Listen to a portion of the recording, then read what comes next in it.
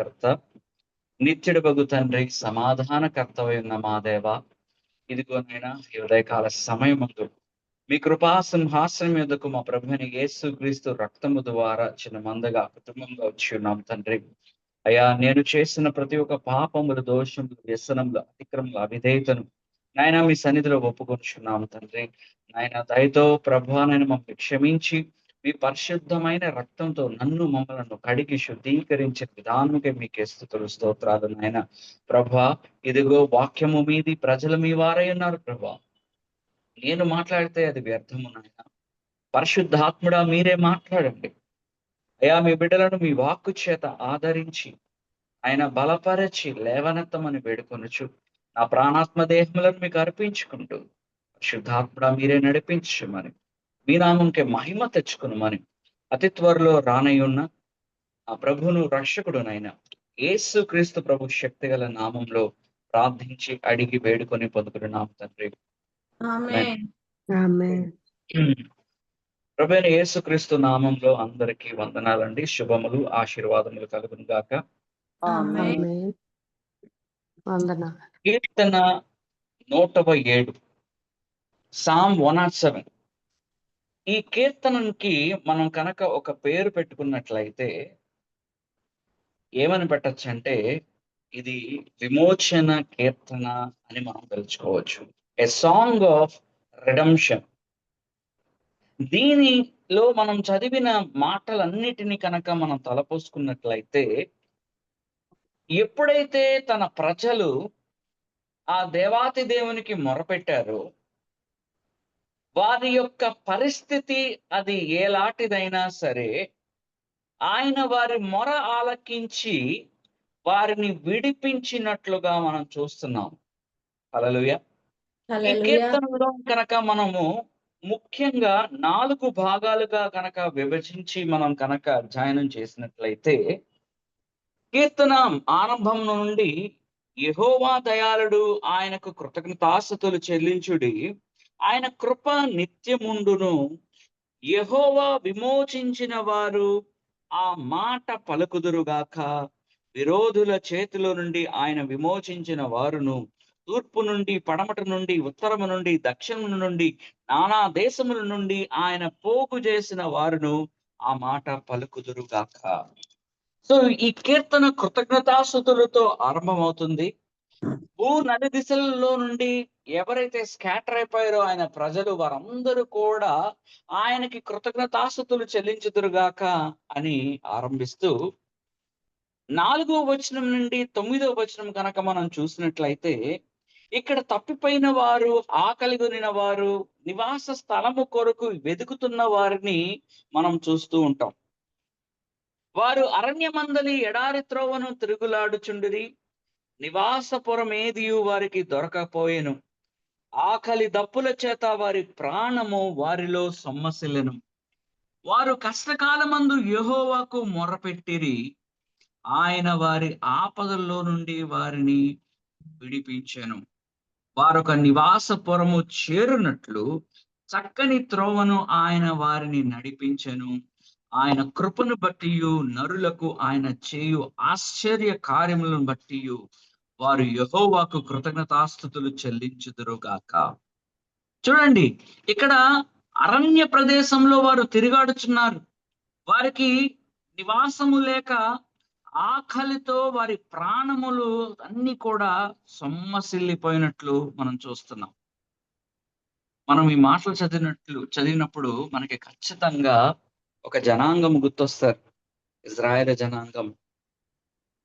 దేవాతి దేవుడు వారిని ఐగుప్తులో నుండి విడిపించి వాగ్దాన దేశంలోనికి వారిని నడిపించేటప్పుడు, వారు అరణ్యము గుండా వెళ్తున్నప్పుడు వాళ్ళ ప్రాణాలు చాలా వరకు అలసిపోయాయి, సొమ్మసిల్లిపోయాయి. అలాంటి పరిస్థితుల్లో వారు దేవునికి మొరపెట్టినట్లు మనం చూస్తున్నాం. చాలా మంది సనిగారు, గొనిగారు, కానీ దేవుని తట్టు తిరిగిన వాళ్ళు మోషే, యెహోషువ, కాలేబులు మనం చూస్తా ఉన్నాం. ఎప్పుడైతే వారు దేవుని వైపు తిరిగి మొరపెట్టారో ఆయన వారి మొర ఆలకించారు, వారిని ఆపదలో నుండి విడిపించారు.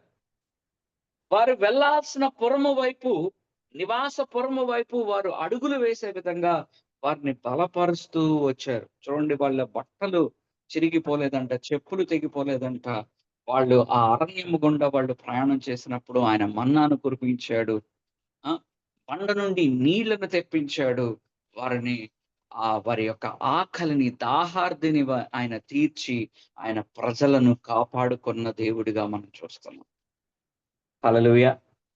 9వ వచనంలో ఈ విధంగా రాయబడింది, ఏలయనగా ఆశగల ప్రాణమును ఆయన తృప్తిపరచి ఉన్నాడు. హల్లెలూయా. మనం చాలా సార్లు ఈ మాటని మన ప్రార్థనలో మనం జ్ఞాపకం చేసుకుంటూ ఉంటాం. ఆశగల ప్రాణమును ఆయన తృప్తిపరచి ఉన్నాడు కదా. నిజమే కదా. ఎన్నోసార్లు మనం ఎన్నో ఆశపడుతూ ఉంటాం. అయ్యా, నా జీవితంలో ఈ కార్యము జరగాలని నేను ఆశపడుతున్నానయ్యా. అయ్యా, నీ చిత్తమైతే ఇది నా జీవితంలో జరిగించయ్యా. మనం ఎప్పుడైతే ఆ దేవాతి దేవునికి మనం మొరపెడుతూ ఉంటామో, ఆయన నిశ్చయముగా ఇదిగో నీ హృదయ వాంఛను తీర్చే గొప్ప దేవుడై ఉన్నాడు కదా. కానీ చాలా సార్లు మనము మన ఆశల్ని నెరవేర్చుకోవడానికి లోకం వైపు చూసేవాళ్ళు అనేకులు ఉన్నారు. వ్యక్తుల వైపు చూసేవాళ్ళు అనేక మంది ఉన్నారు. వారి తల్లిదండ్రుల వైపు, లేకపోతే వారి పిల్లల వైపు చూసేవాళ్ళు అనేక మంది ఉన్నారు. తప్పు కాదండి తల్లిదండ్రుల వైపు చూడటం, పిల్లల వైపు చూడటం. కానీ వారిని సహితం కన్నా ఆ పరలోకపు తండ్రి వైపు కనుక మనం చూసినట్లయితే, ఇదిగో నా బిడ్డ, నా కూతురు, నా కొడుకు నా వైపు చూస్తున్నారు, ఖచ్చితంగా వీరి ఆశ నెరవేరుస్తాను అని వాగ్దానం చేస్తాడు.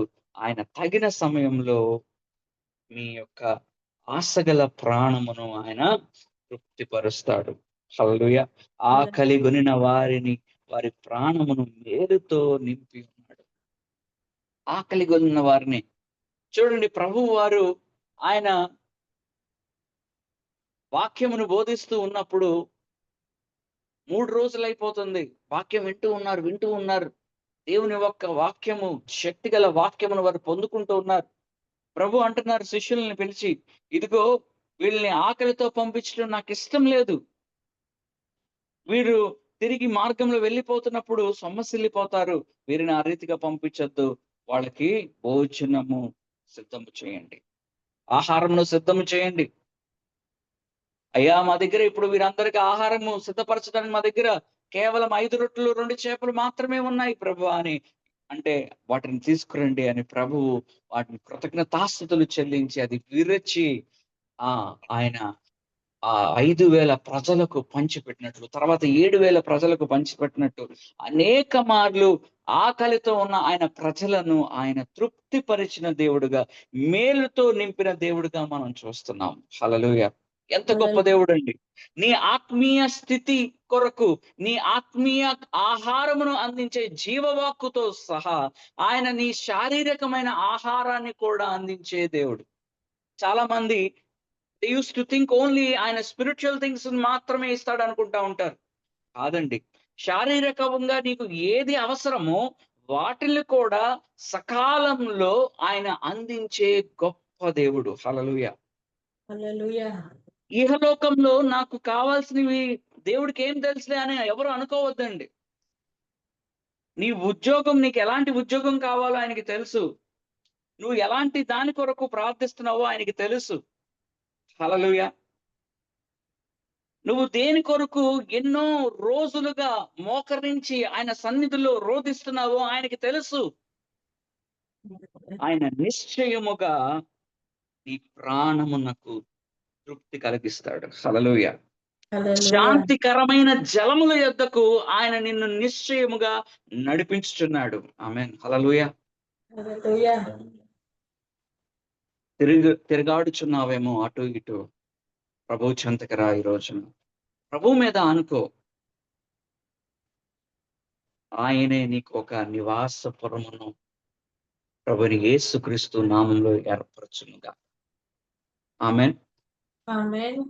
తర్వాత మనము ఇదే కీర్తనలో 10 నుండి 16 వచనం వరకు కనుక మనం చూసినట్లయితే, ఇక్కడ పాపము చేత బంధింపబడిన వాళ్ళు, భయము చేత బంధింపబడిన వాళ్ళు, కృంగుదల చేత బంధింపబడిన యొక్క ప్రిజనర్స్ కైండ్ ఆఫ్ పీపుల్ ని, లేకపోతే అలాంటి పరిస్థితిలో ఉన్న జనాంగాన్ని మనం చూస్తున్నాం.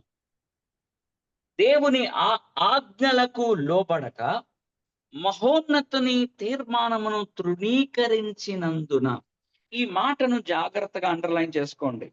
వారికి ఎందుకు అలాంటి పరిస్థితి వచ్చింది అని కనుక మనం చూసినట్లయితే, వారు ఏం చేశారయ్యా అంటే, దేవుని ఆజ్ఞలకు లోబడక దేవుని మాటకు అవిధేయత చూపించేవారు. వాళ్ళు ఏం తెచ్చుకుంటున్నారంటే, సంకెళ్ళు కొని తెచ్చుకుంటున్నారు, బంధకాలని కొని తెచ్చుకుంటున్నారు. చీకటి వాళ్ళ మీద అధికారం చేస్తుంది. పరిస్థితులు వాళ్ళ మీద అధికారం చేస్తుంది. ప్రతి చిన్న బాధ కూడా వాళ్ళకి చాలా పెద్దగా కనిపిస్తూ ఉంటుంది. ఏంటి నా జీవితం ఇలా అయిపోయింది? అయ్యో! ఏంటి నా పరిస్థితి ఏంటి అని చెప్పి అర్థం గాని స్థితిలో ఉంటారు.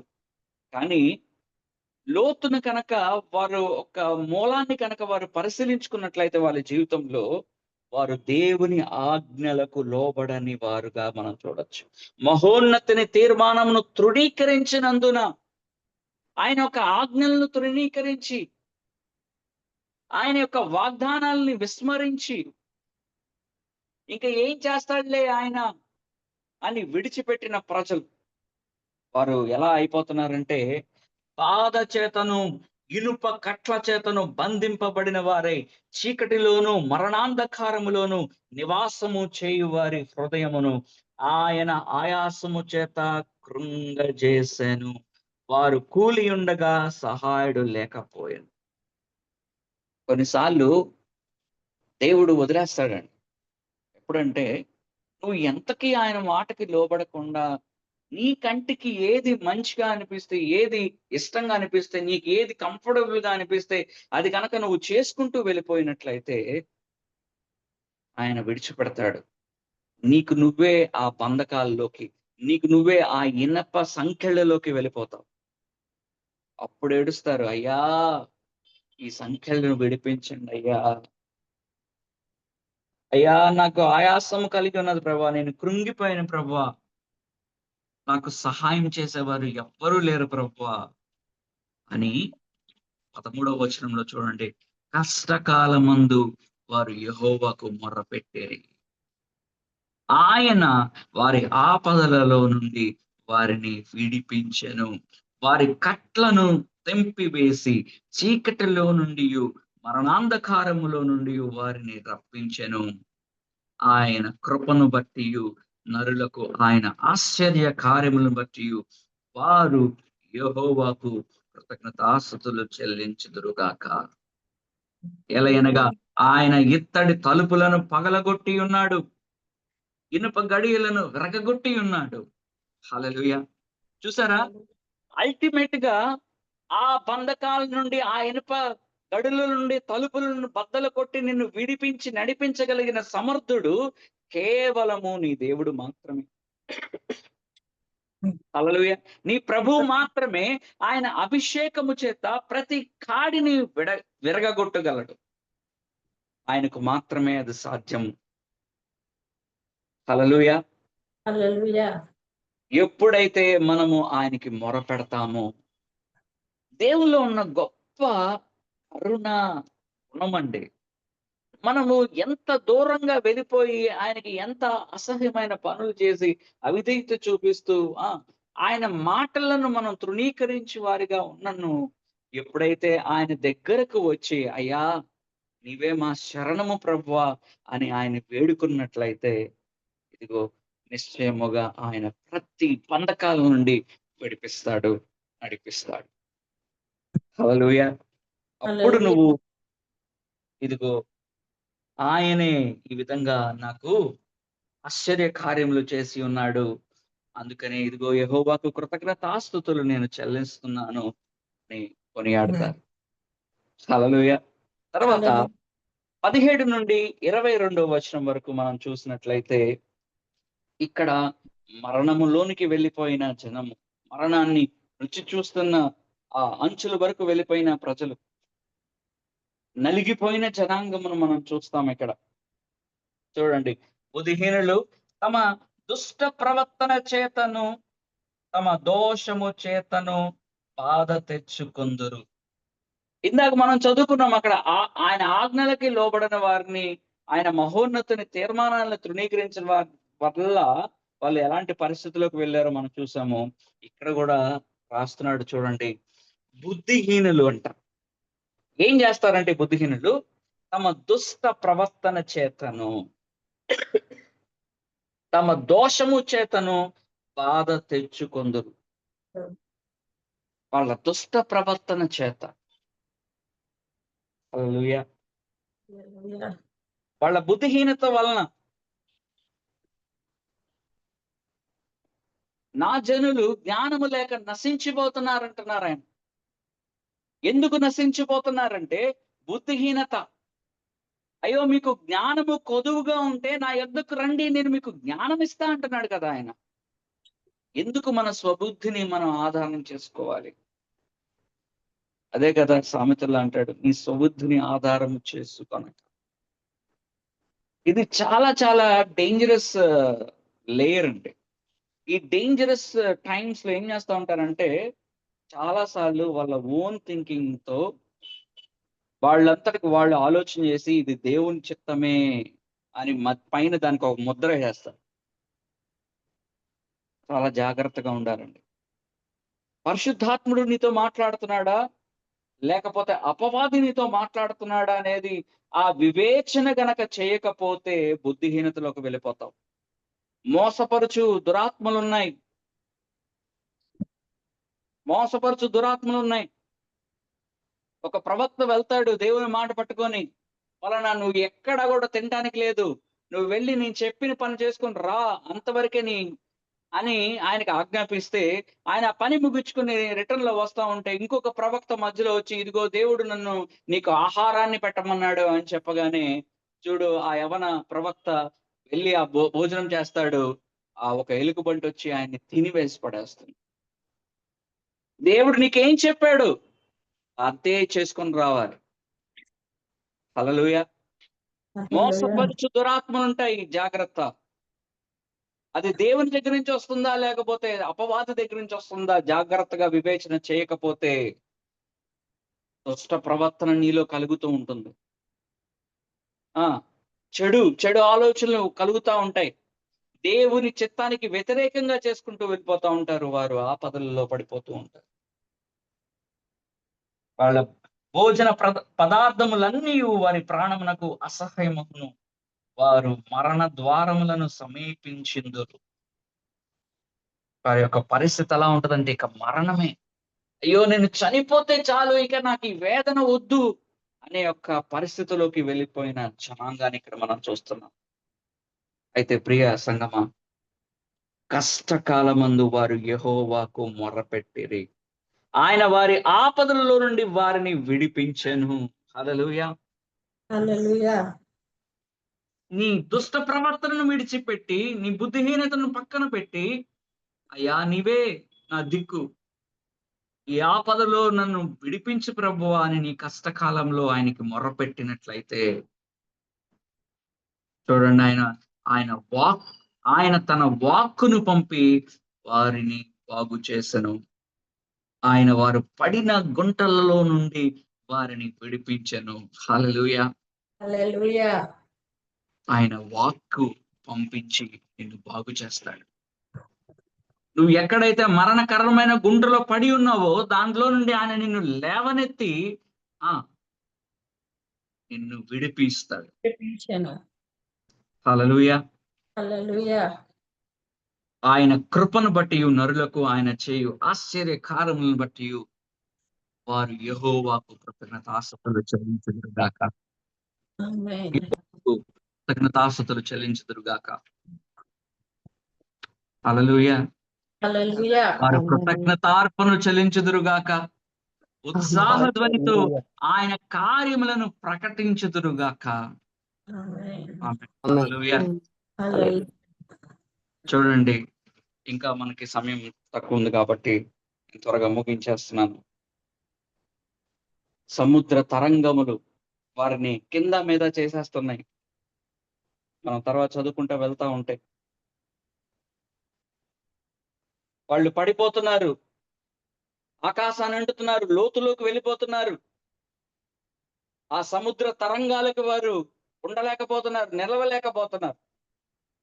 ఆపదలు వచ్చినప్పుడు వాళ్ళు నిలవలేకపోతున్నారు. శ్రమ చేత వారి ప్రాణము కృంగిపోతుంది. ఎలా అయిపోతున్నారంటే వాళ్ళు మత్తులై ఎలాగైతే ఉంటారో వాళ్ళు దొళ్ళుచు ఇటు అటు తూలుచున్నారు. అయితే 28వ వచనంలో చూడండి, శ్రమకు తాళలేక వారు యెహోవాకు మొరపెట్టిరి. ఆయన వారి ఆపదల్లో నుండి వారిని విడిపించెను.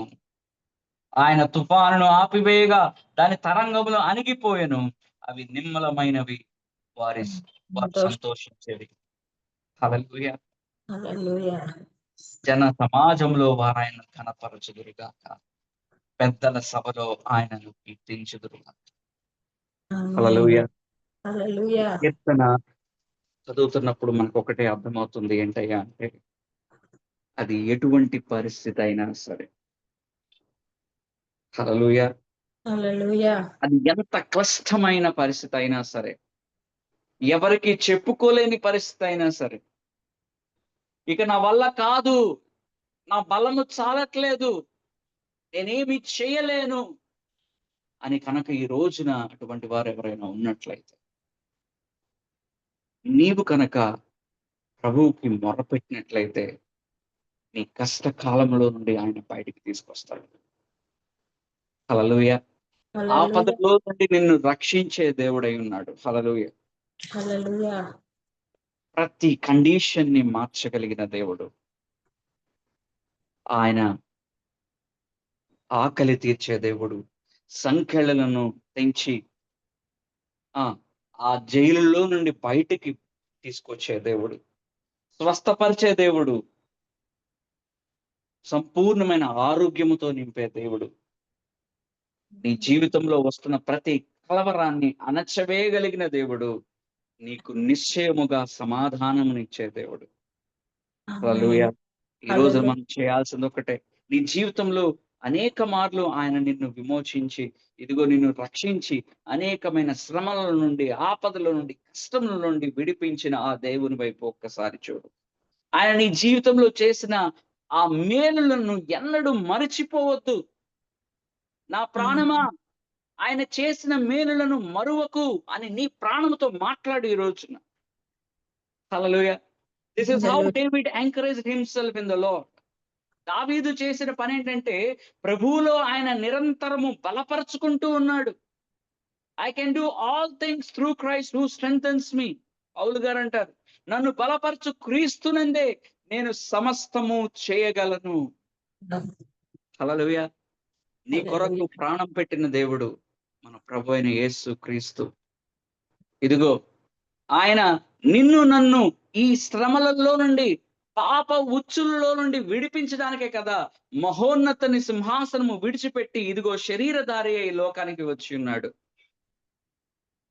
ఎన్ని మార్లు మనం ఆయనకి దూరంగా వెళ్ళిపోయినా, ఆయన శాశ్వత ప్రేమతో మనం ఎప్పుడైతే మనం ఆయనకి దగ్గరగా వెళ్ళగానే ఆయన మన ఎడల ప్రేమ, జాలి, కనికరము చూపించే దేవుడై ఉన్నాడు కదా. హల్లెలూయా. హల్లెలూయా. ఎవరు ప్రేమించగలరండి ఆ రీతిగా? మనమైతే ఇంకా వీడు నా మాట వినట్లేదు, వీళ్ళు నా మాట వినట్లేదు, వీళ్ళు చెప్పిన పని చేయట్లేదు, వీళ్ళకి నాకు ఇంకా సంబంధం లేదు అని తెంచుకొని పోయే ఇలాంటి రోజుల్లో ఒక వ్యక్తి పాపం చేస్తే ఈ పాపికి నాకు సంబంధం లేదు, వీడిని తోసివేస్తున్నామని తోసివేసే ఇలాంటి జనాంగం మధ్యలో ఒక్కసారి ఆలోచించేయండి. నువ్వు ప్రభు దగ్గరికి వెళ్ళినప్పుడు నిన్ను ప్రభు క్షమించలేదా? ప్రభు నిన్ను క్షమించి ఇదిగో ఆ పాపములన్నిటినీ ఆయన పరిశుద్ధమైన రక్తము చేత కడిగి, ఇక నీ పాపము నాకు జ్ఞాపకము లేదు అన్నాడు కదా. మరి మనం ఎందుకు ఇంకా జ్ఞాపకం ఉంచుకోవాలి? నీ సహోదరుల పాపములు నువ్వు ఇంకా ఎందుకు జ్ఞాపకం ఉంచుకుంటున్నావు? ఇంకా ఎందుకు వాళ్ళని తృణీకరిస్తున్నావు? పేతురు అడుగుతున్నాడు కదయ్యా, అయ్యా నా సహోదరుడు నా ఎడల పాపం చేసినప్పుడు నేను ఎన్ని మార్లు క్షమించాలయ్యా అంటే ప్రభు చెప్పారు కదా, క్షమించటమే మన పని.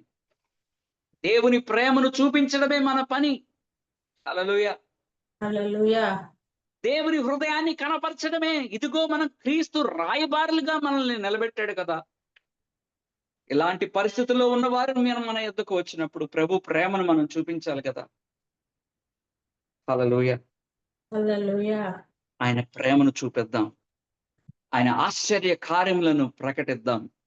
హల్లెలూయా. ఆయనకే నిరంతరము కృతజ్ఞతాస్తుతులు చెల్లిద్దాం. సమస్త మహిమ, ఘనత, ప్రభావములు యుగ యుగములు తరతరములు మన ప్రభుని యేసు క్రీస్తుకే కలుగును గాక. దేవుడి కొద్ది మాటలు మన వెనికిడిలో ఫలింపులోకి తీసుకొచ్చును గాక. ఆమేన్. ఆమేన్. ఆమేన్. ఆమేన్. ఆమేన్.